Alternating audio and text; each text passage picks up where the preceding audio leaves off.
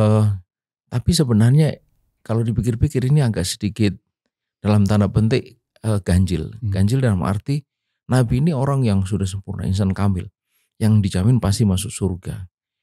Lah kok kita ini mendoakan dia gitu? Apa nggak kebalik?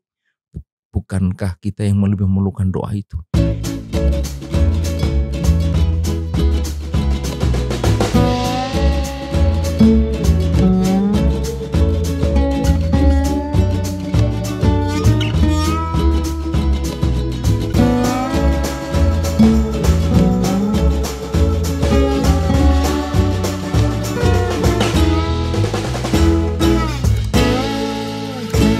Bismillahirrahmanirrahim. Assalamualaikum warahmatullahi wabarakatuh.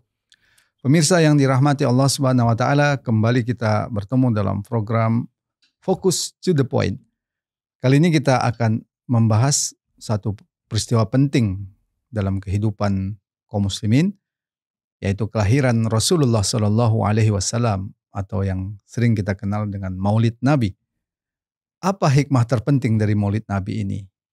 Dan bagaimana kita bisa mengambil pelajaran dari hikmah Maulid ini untuk kehidupan kita saat sekarang ini. Untuk itu kita akan memperbincangkan hal ini dengan Ustadz Ismail Yusanto. Assalamualaikum Ustadz. Waalaikumsalam. Apa hikmah terpenting dari Maulid Nabi? Ya, baik. Bismillahirrahmanirrahim. Assalamualaikum warahmatullahi wabarakatuh. Hikmah terpenting dari kita memperingati atau merayakan Maulid Nabi ini lepas dari kontroversi ya. Baik yang sependapat atau yang tidak sependapat, tidak akan pernah bisa lepas dari apa yang disebut cinta kepada Nabi. Gitu. Baik itu di bulan Maulid maupun di luar bulan Maulid, baik yang merayakan maupun yang tidak merayakan. Cinta kepada Nabi, karena cinta kepada Nabi ini sesuatu yang sangat istimewa. Dia di-mention secara khusus di dalam hadis sahih riwayat Muslim. Hadis itu menceritakan dialog antara seseorang, tidak disebut namanya, anak Arabian qala li Rasulillah SAW. Bertanya kepada baginda Rasulullah SAW. Apa pertanyaan orang ini? Dia bertanya, mata saya, kapan hari kiamat itu akan terjadi? Kemudian Nabi alih-alih menjawab, dia justru balik bertanya kepada orang ini. Ma'adatalah. Apa pertanyaan Nabi kepada orang ini ketika dia bertanya tentang kapan hari kiamat? Apa yang telah engkau persiapkan untuk menyongsong hari kiamat itu? Nah, kemudian orang ini menjawab, ini jawaban ini yang penting. Kata dia, hubballah wa rasuli. Cinta kepada Allah dan Rasulnya. Nah, mendengar itu, Nabi kemudian mengatakan, anta ma'a man ahbabta. Engkau akan bersama dengan orang yang kau cintai. Nah, disinilah penting kita itu memastikan diri kita, apakah kita termasuk orang yang memang betul-betul cinta kepada Nabi. Karena Nabi mengatakan bahwa kita akan bersama dengan orang yang kita cintai. Di mana posisi Nabi nanti di akhirat? Tentu di surganya Allah, tidak mungkin di tempat lain. Artinya Nabi ingin mengatakan bahwa siapa saja yang mencintai Nabi, dia akan bersamanya di surganya Allah itu. Nah, bagaimana kita membuktikan cinta kita kepada Rasulullah Sallallahu Alaihi Wasallam? Ya. Nah, disinilah maka penting untuk kita mengetahui apa tanda-tanda atau bukti dari cinta itu kepada Nabi. Pada kesempatan yang mulia ini, saya menyebut dua tanda atau dua bukti. Yang pertama tanda paling sederhana dan yang kedua adalah tanda yang paling utama. Tanda yang paling sederhana dari cinta kita kepada Nabi adalah kegemaran kita untuk menyampaikan sholawat. Sholawat kepada Nabi. Itu yang paling sederhana. Itu paling sederhana gitu. Dan ini sholawat, apa sih arti sholawat? Ya. Sholawat ini diperintahkan oleh Allah di dalam Al-Quran. Innallaha wa malaikatahu yusalluna ala nabi ya ayyuhalladzina amanu sallu alaihi wasallim taslima. Maka kemudian kita mengenal ada namanya sholawat Ibrahimiyah. Itu sholawat yang masyru' yang disebut di dalam hadis sahih riwayat Bukhari. Allahumma sholli ala Muhammad wa ala ali Muhammad kama sholaita ala Ibrahim wa ala ali Ibrahim. Sholawat ini adalah doa, pengharapan kepada Allah agar Allah memuliakan Nabi di dunia dan di akhirat. Di dunia dengan memenangkan risalahnya, di akhirat dengan menempatkan Nabi itu di tempat yang terbaik. Tapi sebenarnya kalau dipikir-pikir ini agak sedikit dalam tanda petik ganjil. Ganjil dalam arti Nabi ini orang yang sudah sempurna, insan kamil, yang dijamin pasti masuk surga. Lah kok kita ini mendoakan dia gitu? Apa enggak kebalik? Bukankah kita yang lebih memerlukan doa itu? Nah, tapi ini kan memang perintah Allah. Ya ayyuhalladzina amanu shollu alaihi wasallimu taslima. Itu satu. Kemudian yang kedua, ternyata menurut hadis riwayat Muslim, kebaikannya itu sampai kepada kita gitu.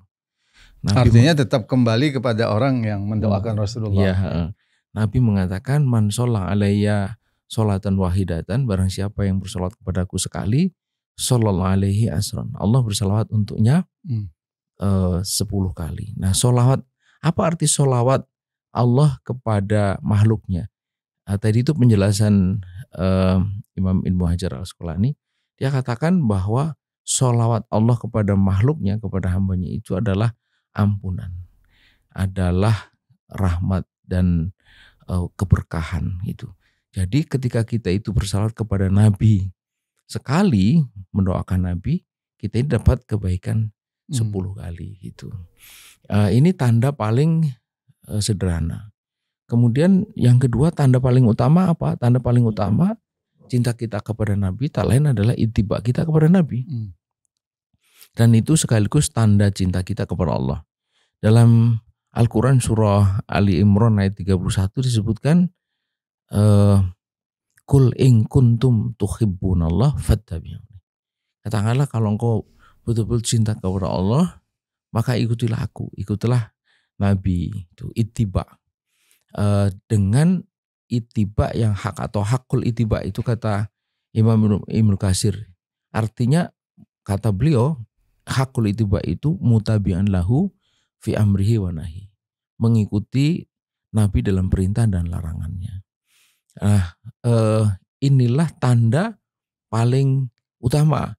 Kata Imam Ibnu Katsir, kalau ada orang yang mencintai Nabi, mengaku mencintai Nabi, tapi dia tidak mengikuti Nabi, atau mengikuti Nabi, ittiba kepada Nabi, tapi tidak hakul ittiba, tidak mengikuti dalam perintah dan larangannya, kata beliau itu fahuwa kadzib. Maka ini pengakuan yang dusta. Nah, dua inilah yang kita sebut sebagai paling sederhana dan paling utama. Ya, di tengah masyarakat kita saat sekarang ini, kalau ditanya apakah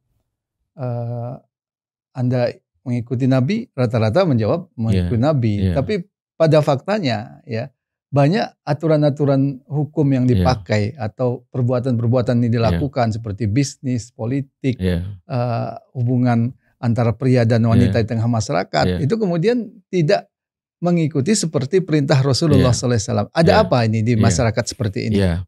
Nah, memang inilah pentingnya kita memahami betul apa yang dimaksud ittiba Rasul itu. Ittiba Rasul itu mesti tercermin pada dua perkara penting. Yang pertama atau tiga nantinya. Yang pertama adalah pada cara berpikir. Seorang Muslim yang mengaku cinta kepada Nabi dan dia ittiba kepada Nabi, mestinya cara berpikirnya mengikuti ajaran Nabi. Apakah ada orang Islam yang saat ini dia berpikir tidak mengikuti cara Nabi? Ada, bahkan mungkin banyak. Dia berpikir sekuler, baik itu bercorak kapitalistik maupun sosialistik, bahkan komunistik. Apakah ada orang Islam komunis? Ada. Dulu ketua umum PKI yang pertama namanya Semaun itu Muslim, bahkan sebelumnya anggota Syarikat Islam. Pertanyaannya, kalau dia Muslim tapi dalam cara berpikirnya itu tidak mengikuti ajaran Nabi, lalu dia ittiba kepada siapa? Ini yang pertama. Dan kita tahu bahwa cara berpikir itu sangat penting. Sebab cara berpikir itu akan menentukan perilaku nantinya gitu. Kemudian yang kedua, pada perilaku. Jadi kita ini sholat, karena sholat Nabi sholat meminta kita atau mengajari kita sholat. Begitu juga puasa, zakat, haji, menutup aurat, berpakaian secara syar'i, kemudian berbeda secara khusus khusyuk, lalu kita itu menjaga makanan minuman halal selalu. Nah kalau ada orang dia muslim tapi tidak sholat, tidak mau membayar zakat dan sebagainya, tidak ibadah, dia itibak kepada siapa? Itu makanan minumnya dia tak terjaga, halal dimakan, haram dimakan, dia itibak kepada siapa? Begitu juga dalam muamalah. Muamalah Nabi itu dalam keseluruhan hidupnya itu bermuamalah, berekonomi, berpolitik dan lain-lainnya itu selalu di dalam kerangka Islam. Tidak pernah tidak. Nabi tidak pernah berpolitik untuk bukan Islam. Dengan dasar bukan Islam untuk bukan Islam. Tidak pernah. Jadi kalau ada sekarang orang Islam itu yang berjuang berpolitik, ya berjuang berpolitik tidak dengan dasar Islam dan tidak untuk Islam, itu dia itibak kepada siapa? Jadi itu. Kalau ada yang mengatakan menolak negara Islam misalkan, itu di mana posisinya? Nah, itu dia. Makanya kemudian dia itu beritibak kepada siapa? Kalau dia itu menolak ajaran Nabi, lalu dia itibak kepada Montesquieu, kepada George Rousseau dan lain sebagainya, jangan salahkan siapa-siapa ketika nanti di akhirat bersama mereka yang dicintai itu, tidak bersama Nabi. Gitu. Jadi itibak kepada Rasulullah itu haruslah totalitas. Harusnya totalitas. Baik, terima kasih Ustaz Ismail. Ya. Pemirsa, demikian tadi kajian kita yang luar biasa, yang mendalam tentang apa hikmah terpenting dari Maulid Nabi ini. Intinya dua, yang sederhana kita memperbanyak sholawat kepada Rasulullah SAW.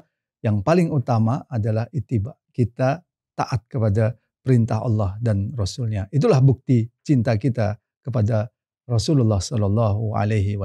Kalau tidak, artinya kita berdusta. Semoga bermanfaat. Assalamualaikum warahmatullahi wabarakatuh. Waalaikumsalam.